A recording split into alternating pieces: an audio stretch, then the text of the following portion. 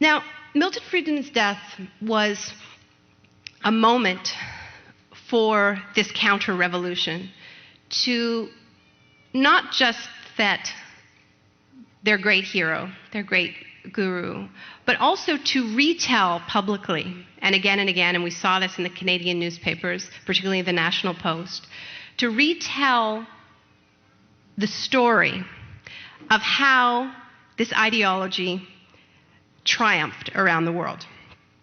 As Michael Walker said, who was a good friend of Milton Friedman's, to tell the story of the inevitability of their ideas, how they won the battle of ideas. And it's a sort of a fairy tale version of history that we've all heard so many times, which is, I'm just going to do a really quick capsule version of it, which is Keynes used to have hegemonic control over the public policy debates after the Great Depression and after the Second World War.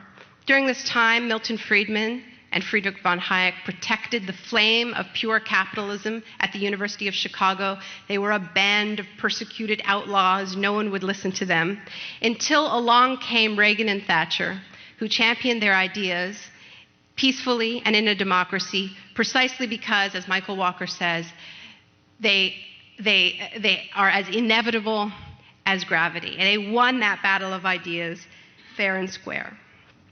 Now, interestingly, Milton Friedman never subscribed to the fairy tale myth of how they won, how they beat the Keynesians, and how they beat the developmentalists and the third world nationalists and the democratic socialists. He was a much more practical person. He had what I call the crisis theory, or the shock doctrine.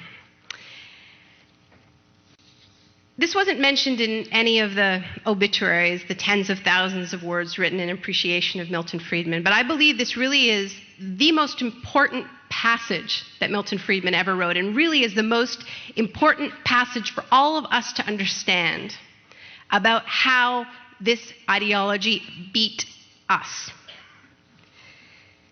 Friedman wrote this in 1982.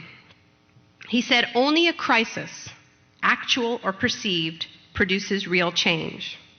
When that crisis occurs, the actions that are taken depend on the ideas that are lying around.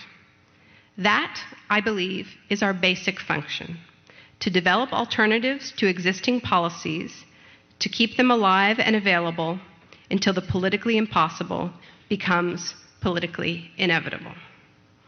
That there is the manifesto of what I call disaster capitalism, the taking advantage of a moment of crisis, of extreme cataclysmic change, of confusion, and using it to loot the public sphere.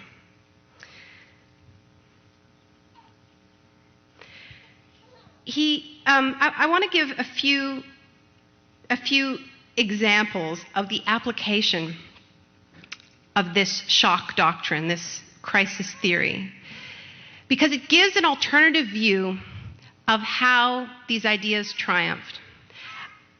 We're at a moment right now where we are seeing this same ideology imposed with ever escalating levels of violence. The reconstruction of Lebanon after the Israeli attack is used as an opportunity by the World Bank and the IMF to demand that they privatize water and electricity. The reconstruction of Iraq is used as a cover to push through an oil law that will continue to loot Iraq for the next 30 years. The world owes Iraq reparations. That's probably not going to happen. But on top of denying Iraqis reparations, the only chance of that country rebuilding itself is if it maintains control over its oil revenue, and that is what is being taken advantage of in the current crisis in Iraq, this so-called civil war. I think we don't have the analysis to understand the level of violence that is being used to impose neoliberalism, whether it's taking advantage of a crisis like Katrina or Iraq, Afghanistan, Lebanon. We don't have the language to talk about it because we have accepted this fairy tale version of history. We have allowed the right to cleanse the violence from their own triumphs. So now we're surprised, we're taken off guard by the level of violence that we see today. So I want to give 4 examples of the shocks that get left out of the stories. The non-fairy tale version of this story. The first is Chile under Pinochet, which is a story that all of you know, I'm sure. The second is the way in which Margaret Thatcher used the Falklands War to push through her radical privatization program. The third is the way Deng Xiaoping used the Tiananmen Square massacre to push through radical neoliberalism in China.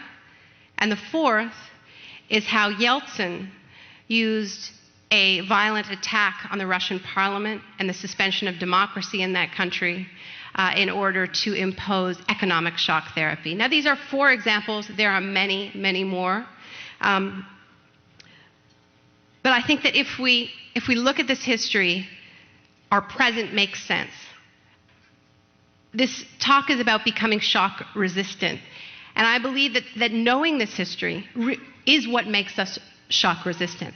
If we look at places that are becoming shock resistant, like Latin America, it's because they understand where the current attacks fit into a 500-year history of taking advantage of crisis, of violent imposition of capitalism. And that is what makes social movements strong, having our eyes wide open, not false optimism.